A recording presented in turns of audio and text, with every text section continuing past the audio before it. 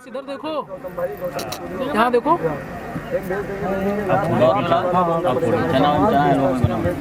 हाँ देखिए, माँ को जगराता रूपी महोत्सव अर्पित किया। जगराते का अंतिम सोपान माँ भगवती स्वरूप आए। बच्चे सब लोग भाग जा। तारानी की कथा, इसका समय हो गया। माँ भगवती ने स्वयं महारानी तारामती को आशीर्वचन दिया था, जिस जगराते में तेरी कथा महत्तम नहीं होगी उसे मैं स्वीकार नहीं करूंगी, वो अधूरा माना जाएगा। और जब जब जहाँ जहाँ जिस स्तर पर तेरी कथा का शुभारंभ होगा, मैं किसी न किसी वृंद में कोई दोष ना हो कि धरती माँ के गोद में बैठ जाए, नीचे बैठ कर इस कथा को क्या किसी के लोग बैठा। और इस कथा के मध्य में आपस में वार्तालाप भी नहीं करनी चाहिए। जब तक कथा चले आपस में वार्तालाप मत कीजिएगा। कथा के बाद ये जाएगा, उसमें मिलेगा तब वो कथा हृदय पटल पर अंकित कीजिए, इस कथा को समझ कीजिए। कोई संशय नहीं आपके जैसा कि खुशी महाराजा दक्ष के माँ भगवती के अनन्य भक्त थे। प्राचीन काल में राजा दक्ष हुआ करते थे, वो माँ तारा के अनन्य भक्त थे। माँ भगवती का एक स्वरूप तारा देवी का भी है, आप लोग जानते होंगे। उनके कोई संतान नहीं थी, उन्होंने माँ का आवाहन किया, माँ को आवाहित किया। जब माँ का प्रकटीकरण हुआ तो माँ ने पूछा, ऐ राजा तूने किस कारण है मुझे बुलाया, मेरा आह्वान किया है। देखिए ये कथा जहाँ जहाँ भी होती है घटना अवश्य होती है। एक देवी ऐसी है जो बिना बुलाए इस कथा के मध्य में अवश्य चली जाती है। अभी आपको दिखाई पड़ेगा, दृष्टिगोचर होगा, निद्रा देवी। उन्हें वरदान है जाकर पलकों में समा जाना, खंडित कर देना। ये आपको भी दिखाई पड़ेगा इस कथा के मध्य में कहीं ना कहीं निद्रा देवी का आक्रमण। संतान की इच्छा से मैंने आपका आह्वान किया है, आपको बुलाया है। माँ ने कहा, राजन जा, मेरे वरदान से तेरे यहाँ 2 कन्याएं जन्मेंगी, उन्हीं कन्याओं के द्वारा तेरा नाम युगों युगों तक इस धरती पर प्रख्यात होगा। माँ के वरदान से कुछ दिनों पश्चात राजा के यहाँ कन्या ने जन्म लिया।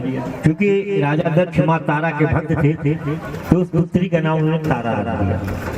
हमारे हिंदू धर्म में देवी देवताओं के नाम से नाम रख दिया जाता बच्चों का।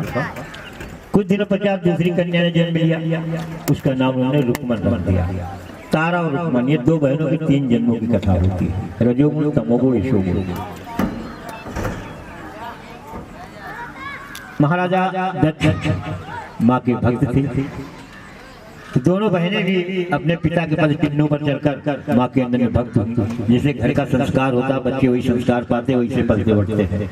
क्योंकि राजा दक्ष माँ के भक्त थे, दोनों बहनें तारा रुक्मन भी माँ की भक्त हुई। अपना संपूर्ण जीवन माँ के चरणों में समर्पित कर नियमानुसार उनका चिंतन मनन पूजन किया करती थी। लेकिन कहते हैं माँ की लीला अनंत है। एक दिवस दोनों बहनें व्रत के मध्य छोटी बहन रुक्मन ने भूल से ही मांसाहार कर लिया। तारा रुक्मन दोनों बहनें व्रत के मध्य में बीच में ही छोटी बहन रुक्मन ने भूल से मांसाहार कर लिया। जब इस बात का पता बड़ी बहन तारा को लगा तो उन्हें बड़ा क्रोध आया। क्रोध में भरकर उन्होंने छोटी बहन रुक्मन को अपने समक्ष बुलाया और क्रोधातुर होकर बोली, हे रुक्मन, तूने हर योनियों में श्रेष्ठ मनुष्य प्राप्त की है, लेकिन तेरे कार्य नीच प्राणी जैसे हैं। आज तू व्रत के मध्य तुमने मांसाहार कर लिया। छोटी बहन रुक्मन को अपने भूल का एहसास, करबद्ध भाल को झुकाए बड़ी बहन तारा के समझ उनके श्रापित वचनों को श्रवण करने लगी। क्रोध में भरी हुई बड़ी बहन तारा ने क्रोध में भरकर छोटी बहन को श्रापित किया, हे रुक्मन, तूने जो जघन्य कार्य किया, आज व्रत के मध्य मांसाहार किया, तू छिपकली बनने योग्य, जा तू छिपकली। छोटी बहन रुक्मन को अपने भूल का एहसास करबद्ध भाल को झुकाए बड़ी बहन तारा के श्रापित वचनों को सिरोधार किया। और कुछ क्षणों प्रांत जब बड़ी बहन तारा का क्रोध शांत हुआ तो हाथ जोड़कर बोली कि बहन, भूल से जो मुझसे भूल हुई है, फलस्वरूप मैं आपसे श्रापित हुई। आपके श्राप को तो मैंने सिरोधार कर लिया, परंतु आप ही श्राप के विमोचन, इस पाप के प्रायश्चित का कोई मार्ग दिग्दर्शित कीजिए, कोई रास्ता बताइए। बड़ी बहन तारा का क्रोध शांत हो चुका था। उन्होंने कहा, त्याग और परोपकार 2 ऐसे पथ हैं जिन पर चलकर मनुष्य अपने बड़े से बड़े पाप को निर्मूल नष्ट कर सकता है। त्याग और परोपकार के रास्ते पर हर पाप नष्ट हो जाते हैं। समय का चक्र चलता रहा, दोनों बहनें अपने उस जीवन काल के समय को व्यतीत कर अपने कर्मानुसार दूसरे जन्म को पाती हैं। बड़ी बहन तारा अपने सुकर्मों द्वारा इंद्रलोक की अप्सरा बनती है। छोटी बहन रुक्मन बड़ी बहन तारा द्वारा श्रापित होकर छिपली वन को प्राप्त होती है। तारा शेरावाली वो सच्चे दरबार की। समय का चक्र चलता रहता है। छिपली वन को प्राप्त कर छोटी बहन रुक्मन धरती पर युगों तक भटकती हुई अपने पाप के प्रायश्चित का मार्ग ढूंढती रहती है। धरती पर द्वापर युग का आगमन होता है। द्वापर युग के अवतरित इस पांचों पांडवों जब उन्होंने महाभारत नामक समर को जीता, महाभारत रण को जीता, उस उपलक्ष्य में उन्होंने एक यज्ञ की रचना की। उस यज्ञ में उन्होंने त्रिभुवन के सारे ऋषि मुनिजन देवता इत्यादियों को निमंत्रण भेजा, आमंत्रित किया। उनका दूत सबको निमंत्रण देता हुआ महिष दुर्वासा के आश्रम में जाता है, उन्हें निमंत्रण देता है। महिष दुर्वासा ने निमंत्रण तो स्वीकार कर लिया, परंतु दूत के समझ सत्य रखी। क्या दूत जाकर अपने स्वामी पांडव से कहना कि अगर इस यज्ञ में ये 33 कोटि देवगण आएंगे, यानी देवता लोग आएंगे, तो हम उस यज्ञ में भाग नहीं लेंगे। यज्ञ का दिवस आ गया, सारे आमंत्रित व्यक्ति उपस्थित होने लगे।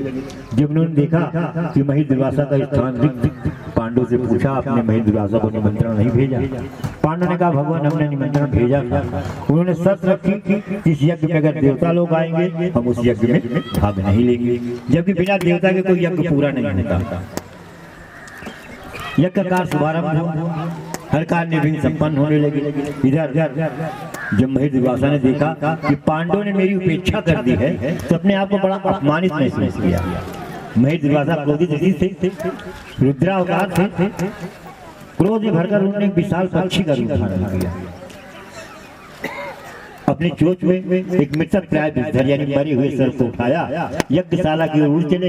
यज्ञशाला के ऊपर आकर स्थिर हो गए, समय की प्रतीक्षा करने लगे। इधर यज्ञ का सरकार निर्विघ्न संपन्न हुआ, भंडारे की तैयारी होने लगी। और जैसे ही भंडारी जन भंडार के व्यंजन परोसने के लिए ले जाने लगे, जैसे ही दुर्वासा जी जो विशाल पक्षी के रूप में उस मरे हुए सर्प को चोंच में उठाए समय की प्रतीक्षा कर रहे थे, उन्हें जैसे समय प्राप्त हुआ, उन्होंने उस सर्प को एक खीर की कढ़ाई में डाल दिया। उनके इस क्रियाकलाप को किसी ने नहीं देखा। उस सर्प उस खीर की कढ़ाई में गिरकर उसके तल में जाकर बैठ जाता है। उसी भंडार गृह के दीवार से चिपकी हुई एक छिपकली ये सारे क्रियाकलाप देख रही थी। छिपकली ने देखा ये वही छिपकली थी पहले जन्म में रुक्मन खंडित करने के कारण बड़ी बहन तारा द्वारा श्रापित होकर छिपकली उनको प्राप्त हुई थी। छिपकली ने देखा कि एक भयंकर पक्षी ने एक भयंकर विषधर को खीर की कढ़ाई में डाल दिया। खीर विस्मय हो चुकी है, जहरीली हो चुकी है। जिस किसी ने भी इस खीर को ग्रहण किया वो काल कलवंतित होगा, मृत्यु को वर्ण करेगा। तत्क्षण इस छिपकली के हृदय में अपने पिछले जन्म की बहन तारा के वो शब्द गायब हो उठे, त्याग और परोपकार के पथ पर चलकर मनुष्य अपने हर पाप को नष्ट कर सकता है। छिपकली ने हृदय में कुछ विचार किया और समय की प्रतीक्षा करने लगे। जैसे ही भंडारी जन उस खीर की कढ़ा को परोसने के लिए ले जाने लगे, तो उनके चक्षुओं के समक्ष आंखों के सामने वो छिपकली खीर की कढ़ा में कूदकर अपने प्राणों की आहुति दे दी थी। ये पाने योग्य नहीं है। छिपकली को बुरा भला कहते खीर फेंकने लगे, कढ़ा खाली करने लगे। अंतोगतवा जब खीर कढ़ा से सारी निकाली गई, इसके तल में भयंकर विषधर गुजर हुआ। वो मरा हुआ सर्प दिखाई पड़ा जो कि विशाल बच्चे के रूप में दुर्वासा जी ने डाला था। सारे भंडारी घबरा जाते हैं, भागे हुए पांडव को समझ जाते, कहते महाराज आज अगर खीर परोसी जाती तो बड़ा अनर्थ हो जाता। जो कोई भी इस खीर को ग्रहण करता वो मृत्यु को वर्ण करता था, क्योंकि इसमें ये भयंकर विषधर गिरा हुआ था। खीर जहरीली हो चुकी थी, अगर छिपकली न गिरी होती खीर परोसी जाती। पांडव के समक्ष देवता इत्यादि ऋषि मुनिजन सब उपस्थित थे।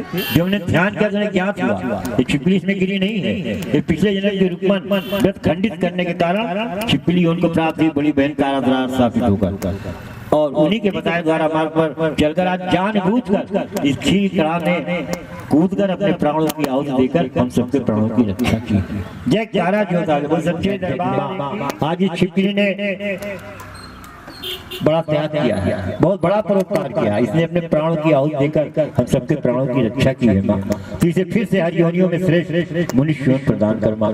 आप सभी जानते हैं कि माधव ममता की सागर है, दया का भंडार है।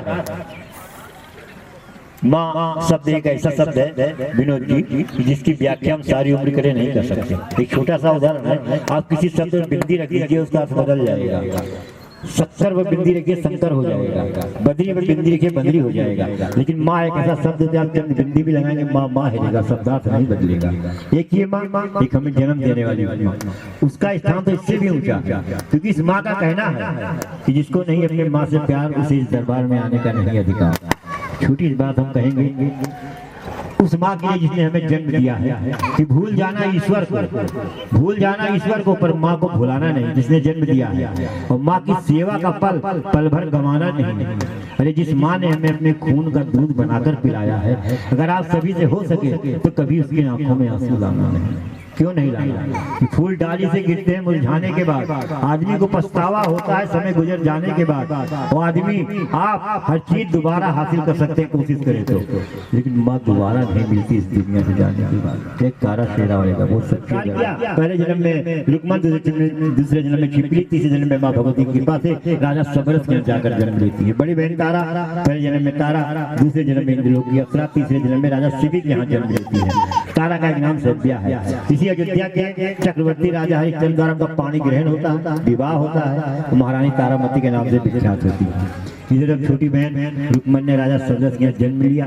राज में बधाइयां बजाई जाने लगी, खुशियां मनाई जाने लगी। राजा ने उस कन्या की कुंडली बनाने हेतु ज्योतिषियों को बुलाया। जब ज्योतिषियों ने गणना की तो राजन को सूचित किया, राजन ये कन्या तो आपके राज के लिए हानिकारक है, अगर आपके राज में स्थिर रह गई तो आपके राज का सर्वनाश हो जाएगा, आप इसे मरवा दीजिए। राजा ने कहा ज्ञानी जन, इस धरती पर सृष्टि में ब्रह्मांड में हर पाप का प्रायश्चित है, लेकिन कन्या हत्या का कोई प्रायश्चित नहीं है। अतः आप हमें कोई ऐसी युक्ति बताइए ये कन्या मेरे राज से दूर भी हो जाए, इसका हनन भी न करना पड़े। सारे ज्योतिषियों ने आपस में मंत्रणा की, राजा ने सूचित किया, राजा ने ऐसा कीजिए आप एक लकड़ी का संदूक बनवाइए, उसके ऊपर हीरे मोती से बहुमूल्य रत्नों को जड़वा दीजिए, उसके अंदर कन्या को लिटाकर नदी में प्रवाहित कर दीजिए। नदी के प्रवाह के साथ संदूक की आपकी कन्या को लेकर आपके राज से दूर भी हो जाएगा। इन रत्नों के लालच में कोई भी संदूक निकाल देगा, आप कन्या का पालन पोषण कर लेगा, आप कन्या हत्या भी बच जाएगा।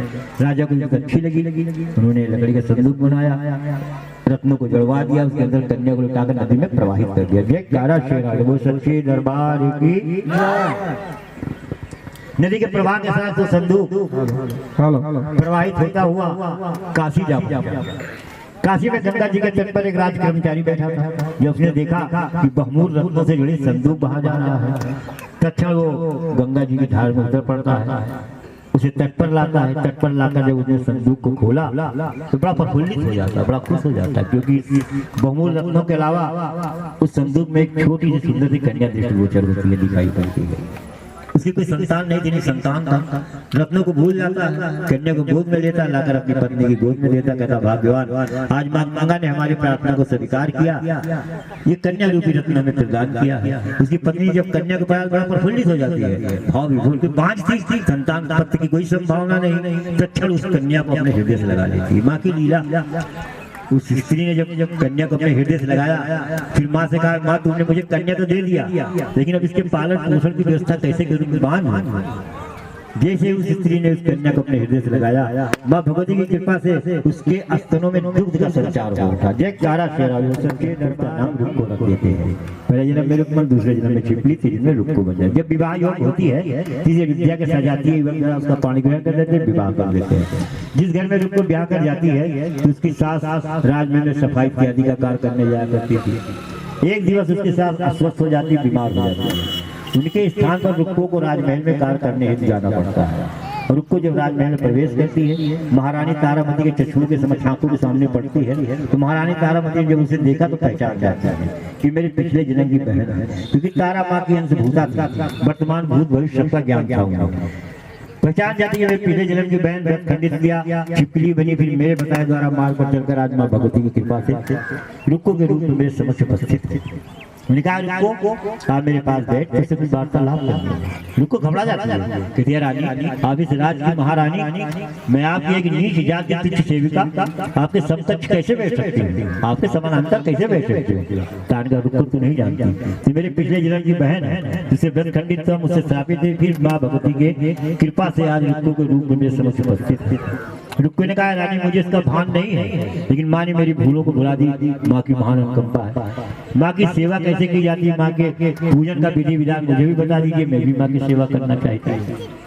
देखिए हर देवी देवताओं के पूजन का अपना अपना नियम, अपना अपना विधान होता है, लेकिन माँ भगवती के पूजन का कोई विधान नहीं है। माता रानी के पूजन का विधान ही नहीं है। अरे जो सारे ब्रह्मांड का पालन पोषण करती है उसे हम आप क्या चढ़ा पाएंगे? जिसकी दी हुई सांसें हमारे तन में चल रही है उसे कुछ दे सकते हैं? माँ शब्द दातार शब्द है, ये देने वाला है, लेने वाला है। बस माँ की पूजा का एक ही विधान है, सच्ची श्रद्धा से उनके चरणों में चले जाइए, अश्रुधारा बहाते हुए लोट हो जाइए। कोई संशय नहीं, आप कितने भी पाप किए हों, अगर सच्ची श्रद्धा से माँ के चरणों में चले गए तो माँ भगवती अपने आंचल में आपको अवश्य पालेगी, इसमें कोई संशय नहीं। जय कारस शेरा वो सच्चे दरबार की। मुझे कुछ आता जाता नहीं, मैं भी आपकी सेवा करना चाहती हूँ। हृदय में एक अभिलाषा है। क्या भैया सूरज मास्टर कुछ कह रहे हैं आप? निसंकोच का ये दरबार है, यहाँ हर गलती की क्षमा है। और खास तो माँ भगवती के पूजन का एक ही विधान है, सच्ची श्रद्धा चरणों में जाइए, लोट हो जाइए। माँ अपने आंचल में आपको छुपा देगी, इसमें कोई संशय नहीं। माँ की ममता था। रुको, अपना कार्य समाप्त किया। माँ से कहा है माँ की प्रतिमा को समझ के माँ तू मुझे अगर पुत्र दे दे तो मैं तेरा जागरण कराऊंगा। रुको ने कहा माँ आप मुझे दे दे, मैं तेरा जगराता कराऊंगा। प्रार्थना स्वीकार हुई। ठीक 10वें में रुक्को के गर्भ स्थल से एक सुंदर से शिशु ने जन्म लिया। लेकिन माँ की लीला, पुत्र तो पा जाती है रुक्को, लेकिन पुत्र के पालन पोषण में इतना व्यस्त हो जाती है कि माँ का जगराता करना भूल जाती है। 5 वर्ष व्यतीत हो जाता है। जब उसका पुत्र ठीक 5 वर्ष का होता है, एक दिवस अत्यंत भयंकर अस्वस्थ बीमार हो जाता है। ठीक तीसरे दिन इसके तन पर माँ छोटी माता के रूप में दर्शन देती है। अपने पुत्र की हालत को देखकर रुक्को घबरा जाता है। भागी हुई पिछले जन्म की बहन तारा देवी के पास, तारा के पास पहुंचती है, अपने पुत्र के साथ हाल का सारा वृत्तांत से कह सुनाती है। तारा ने कहा रुक्को ध्यान कर कि माँ के पूजन नमन में कोई तुझे त्रुटि तो नहीं हो गई, कोई भूल तो नहीं हो गई, या तूने कोई प्रतिमा के समक्ष वादा किया हो पूरा न किया हो। जब ये सब तूने वादा किया हो पूरा न किया हो, रुक्को के कर्ण द्वार में प्रवेश करते हैं। 5 वर्ष पूर्व माँ भगवती के समक्ष किया हुआ वादा याद आता है कि माँ तू मुझे पुत्र देगी तो मैं तेरा जागरण कराऊंगी, जगराता कराऊंगी। और मैंने जगराता नहीं कराया, शायद इसी से माँ नाराज है, मेरे पुत्र की हालत जिस कारण से ऐसी है। भाभी माँ के प्रतिमा समझ जाती गई थी माँ तू मेरे पुत्र को स्वस्थ कर दे, ठीक कर दे, मैं तेरा जगराता अवश्य कराऊंगी। जब तक तेरा जागरण नहीं कराऊंगी मैं अन्न जल ग्रहण नहीं करूंगी। माँ तो ममता की सागर है, दया का भंडार है। प्रार्थना स्वीकार हुई। ठीक 5वें दिन उसका पुत्र स्वस्थ हो जाता है। जब उसका पुत्र ठीक होता है, मंदिर में जाती है, पंडित जी उसके दिए, पंडित जन अब मेरे घर आकर माँ की ज्योति जागृत कर माँ का जगराता समर्पित कीजिए। मैंने माँ से मनौती मानी थी, माँ ने मेरी मनोकामना पूर्ण की है। पंडितों ने कहा रुको किसी मंदिर में कुछ मुद्राएं दे जा, हम तेरे नाम का जागरण यही कर देंगे। तू नीच जाति है, तेरे घर आकर जगराता कैसे कर सकते? प्राचीन काल में उच्च नीच का भेदभाव अत्यधिक था, यहाँ तक कि निम्न वर्ण के लोगों को मंदिर प्रवेश भी बंद था। रुक्को ने कहा है ज्ञानी जन माँ के नजर में जातिवाद का कोई भेदभाव नहीं है।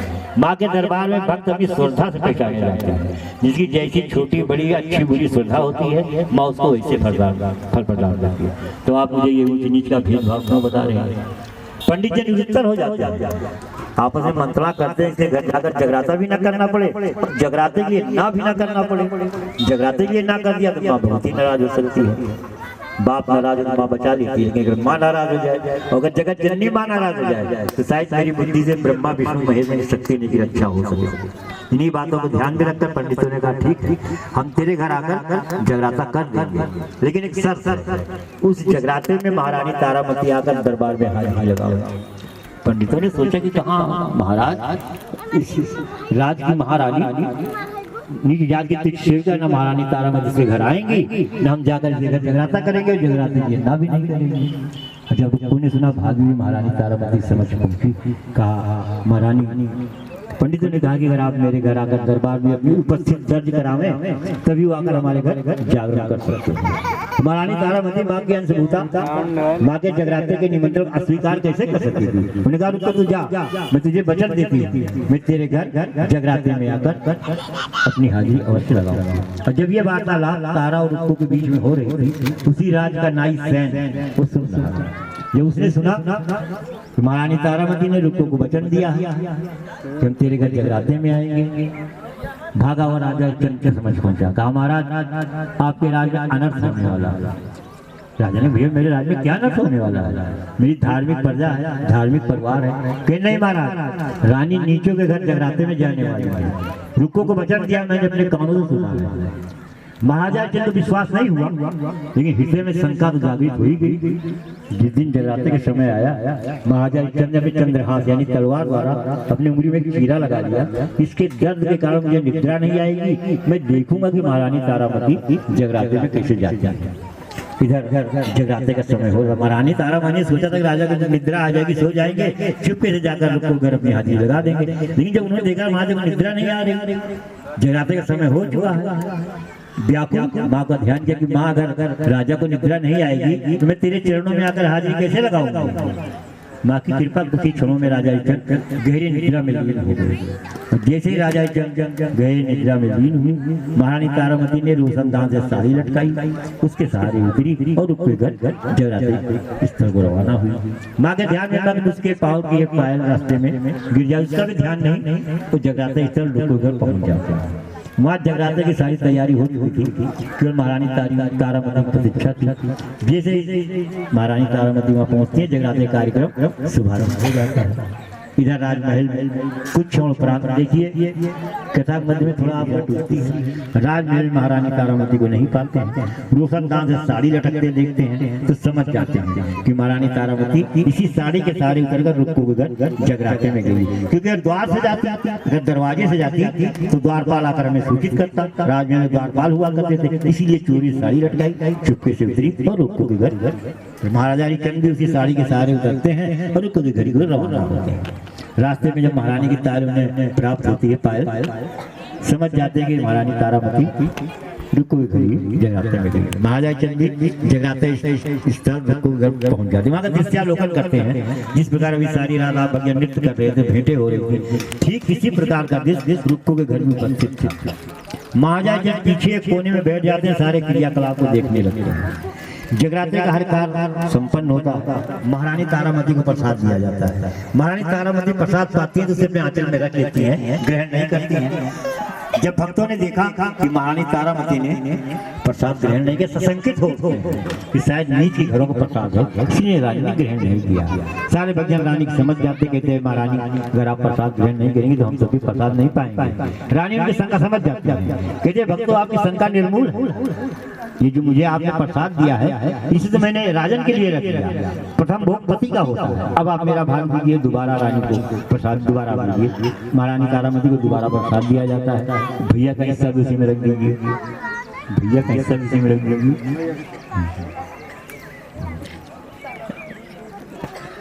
डालो डालो डालो। महारानी तारामती को दोबारा प्रसाद मिलता है। सारे भक्तजन सारे भक्तजन भी प्रसाद पाते हैं। भैया आप प्रसाद बंटवाइए, आप बांट दीजिए, सबको मिलना चाहिए, चाहे इतना इतना मिले। हाँ, जितने भी भक्तजन है सबको मिलना चाहिए। हाँ, फूल रख लीजिए। हाँ ले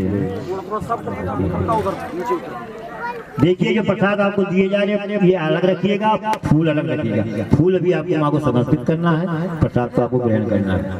सारे भक्तजन प्रसाद पाते हैं, माँ के चरणों में नतमस्तक होकर अपने अपने गृहांगन को रवाना होते हैं। इधर महारानी तारामती माँ के चरणों में शीश झुकाकर जैसे ही राजमहल के पथ पर अग्रसित होती हैं, राजमहल जाने वाले रास्ते पर आगे बढ़ती हैं, तो राजा ही चंद क्रोध में भरकर उनके समय खड़े हो जाते हैं और क्रोधातुर होकर बोलते हैं, आज तूने बड़ा जघन्य कार्य किया, नीच के घरों का प्रसाद ग्रहण कर खुद को दूषित किया और मुझे भी दूषित करने के लिए आंचल में प्रसाद ला रही है। और क्रोध में भरे हुए राजा चंद ने प्रसाद को फेंकने के लिए आंचल में हाथ डाला और जब हाथ बाहर निकाला तो भय विस्मित आश्चर्यचकित हो जाते हैं, क्योंकि अपने चक्षुओं के समझ आंखों के सामने उन्हें आंचल में प्रसाद रखते देखा था। और रास्ते में जब प्रसाद को फेंकने के लिए हाथ डाला, बाहर निकाला तो उनके हाथ में अड़हुल के फूल, लौंग, अच्छा इत्यादि वस्तुएं जो माँ को समर्पित की जाती है दृष्टिगोचर हुई, वो दिखाई पड़ी।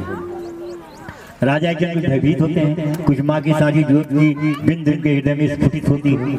महारानी तारामती को राजमहल में लाते हैं।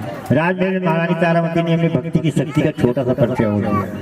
पहले विनोद भाई आप लोग जानते होंगे, पढ़े होंगे कि चकमक पत्थर से अग्नि प्रज्वलित की जाती थी, लेकिन महारानी तारामती ने उसका भी सहयोग नहीं लिया, केवल माँ भगवती का ध्यान किया और राजा हरिचंद्र के समझ अग्नि प्रज्वलित हो गई। जयकारा श्री राजा वो सच्चे दरबार की जय, जयकारा जो था वो सच्चे दरबार की जय।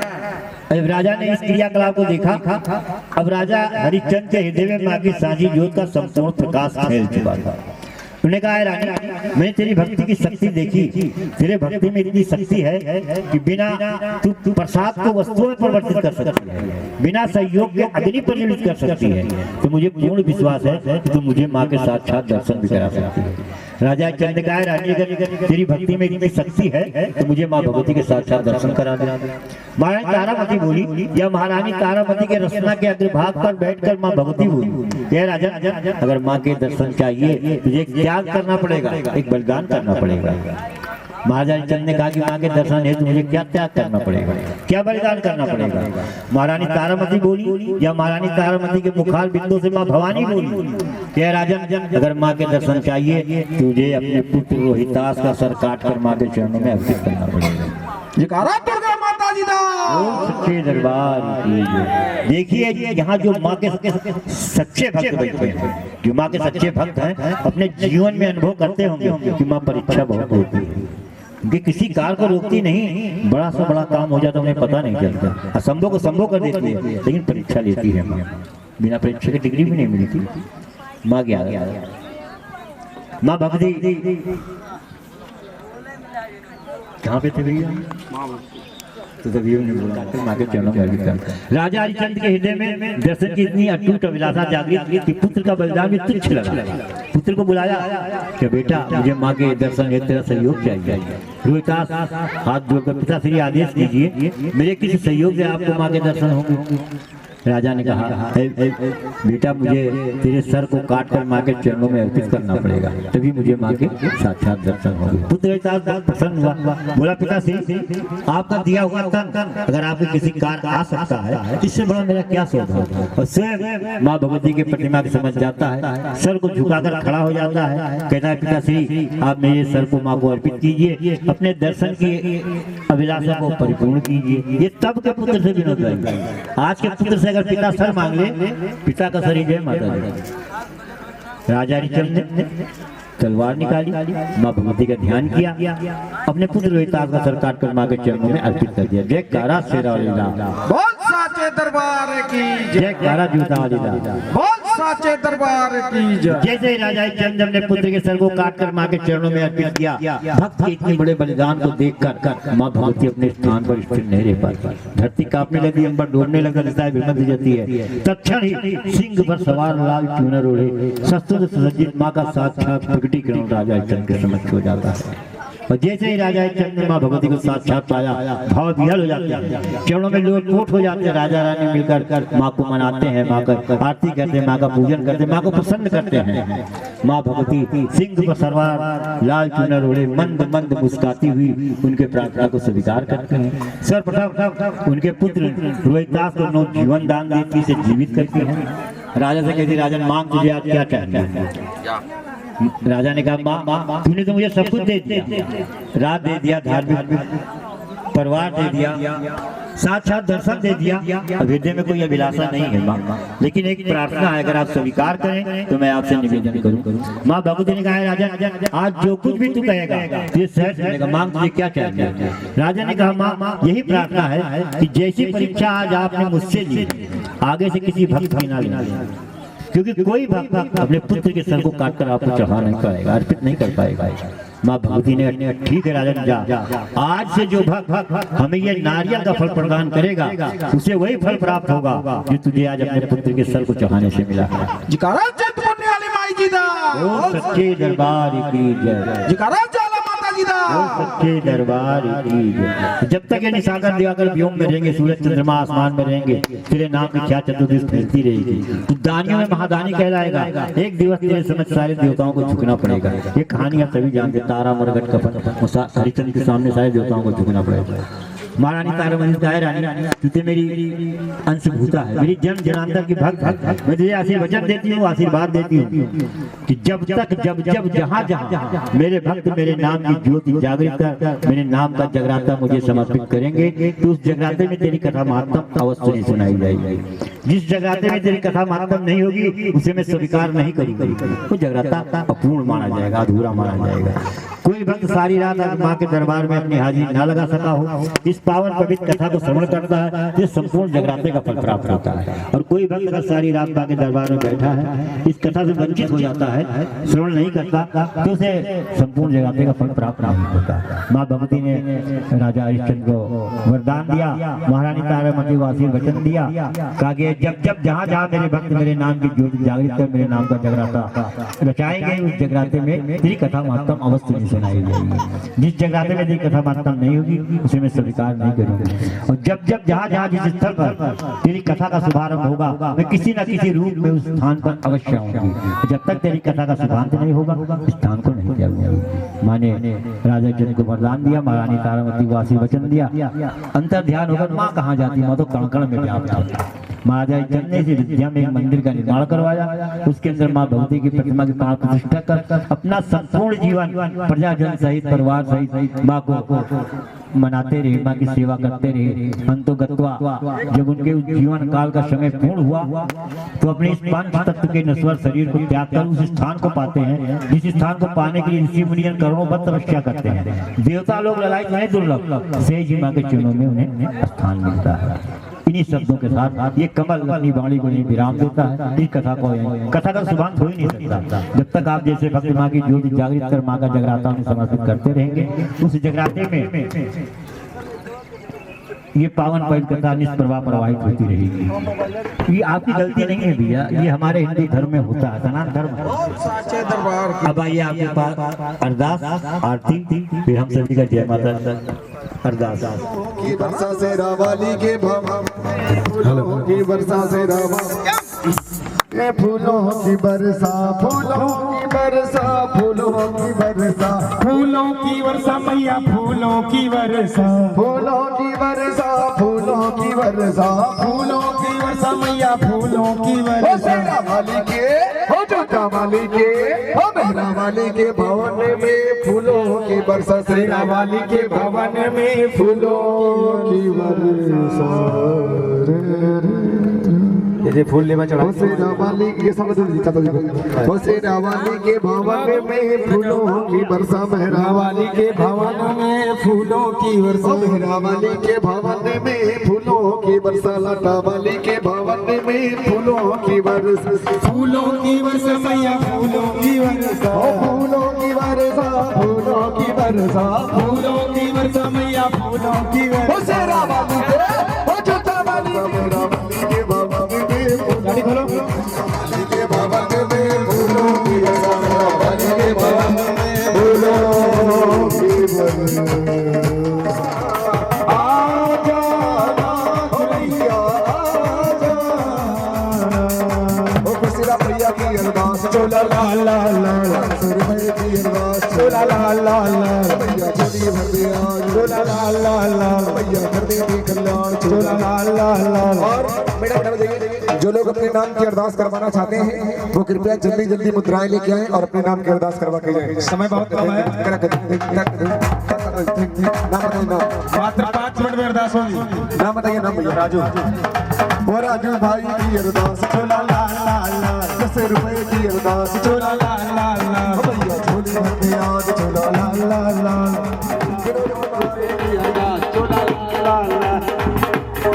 श्याम प्रकाश की अरदास, चोला ला ला ला, 10 रुपये की अरदास, चोला ला ला ला, राम बदल की अरदास, चोला ला ला ला, 100 रुपये की अरदास, चोला ला ला ला, माता रानी फल देगी, फल देगी, आज नहीं तो कल देगी, माता रानी फल देगी, आज नहीं तो कल देगी। की अरदास, चोला ला ला ला, 100 रुपये की अरदास, चोला ला ला ला, और बड़ी दी भाई की अरदास चोला ला ला ला 100 रुपए की अरदास चोला ला ला ला सुभाष भैया की अरदास चोला ला ला ला 100 रुपये की अरदास चोला ला ला ला सौरभ भाई की अरदास चोला ला ला ला 100 रुपये की अरदास चोला ला ला ला आदित्य जी की है अरदास चोला ला ला ला 51 रुपए की अरदास चोला ला ला ला ये भैया बच्चे का नाम बताओ सिद्धांत बेटे की अरदास चोला ला ला ला 51 रुपए की अरदास चोला ला ला ला सुरजीत भैया की अरदास चोला 100 रुपये की अरदास चोला ला ला ला ला शिवांश के मौसी की अरदास चोला ला ला ला 51 रुपए की अरदास चोला ला ला ला वचन का ब्लाउज की अरदास चोला ला ला ला वचन का भोजी की अरदास चोला ला ला ला 60 रुपये की अरदास चोला ला ला ला सुरेंद्र जी की है अरदास चोला ला ला ला 10 रुपये की अरदास चोला ला ला ला क्या नाम है पल्लू हिमांशु बच्चे की अरदास चोला ओहो माता रानी फल देगी आज नहीं तो कल देगी माता रानी फल देगी आज नहीं तो कल देगी हाथी की अरदास चोला ला ला ला सोनू सावरिया की अरदास चोला हरी गोलीला की अरदास चोला ला ला सत्यम भाई की अरदास चोला कैमरा वाले की अरदास चोला सारे भक्तों की अरदास चोला ला ला साउंड वाले की अरदास चोला ला 70 रुपए की अरदास चोला ला ला ला बड़ी की प्रीतम की अरदास चोला ला ला ला चंद्रा की अरदास चोला ला ला ला चांद भाई की अरदास चोला ला ला ला अर्चन बाबा चढ़ गया मेरी अम्बे भोरे भाई दिन चढ़ गया मेरी अम्बे हो रही जय जय कार मंदिर बिच आरती जय माँ हे दरबारा वाली आरती जय माँ हे पहाड़ा वाली आरती जय माँ हो काहे दी मैया तेरी आरती बनावा काहे दी मैया तेरी आरती जलावा काहे दी बाबा बिच बाती मंदिर बिच आरती जय माँ सुहे चोलिया वाली आरती जय माँ काहे पहाड़ा वाली आरती जय माँ सर्व सोने दी तेरी आरती बनावा सर्व सोने दी तेरी आरती बनावा अगर कपूर मामा बाती मंदिर बिच आरती जय माँ हे माँ पिंडी रानी आरती जय माँ हे पहाड़ा वाली आरती जय माँ कौन सुहागिन देवा बालिया मेरी मैया कौन सुहागिन देवा डालिया मेरी मैया कौन जगेगा सारी रात मंदिर बिच आरती जय माँ वो सच्चियां झूठा वाली आरती जय माँ हे पहाड़ा वाली आरती जय माँ सर्व सुने दे तेरी आरती बना सर्व सुने दे तेरी आरती बना सर्व सुहागिन देवा बालिया मेरी अम्बे सर्व सुहागिन देवा पालिया मेरी अम्बे ज्योति जलेगी सारी रात मंदिर बिच आरती जय माँ हे माँ गंगे रानी आरती जय माँ हे पहाड़ा वाली आरती जय माँ जुग जुग जीवे तेरा जमुना राजा जुग जुग जीवे मेरा जमुना राजा जिस तेरा भवन बनाया मंदिर